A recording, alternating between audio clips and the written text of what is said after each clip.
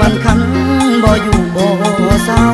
อยากให้น้องสาวสื่อซอยอายแน่อายเป็นผู้บ่าวทางแดนยังบ่มีแฟนผู้สาวบ่เลี้ยวแลหลอกขายนกเขาจนว่านาอายแลหลอกขายนกเขาจนว่านาอายแลเห็นใจอายแม่เถิดสาวคนไทยนกเขาของอายตัวผู้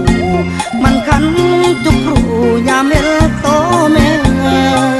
นกเขาพอลายคันเสียงดงแท้นกเขาพอลายคัน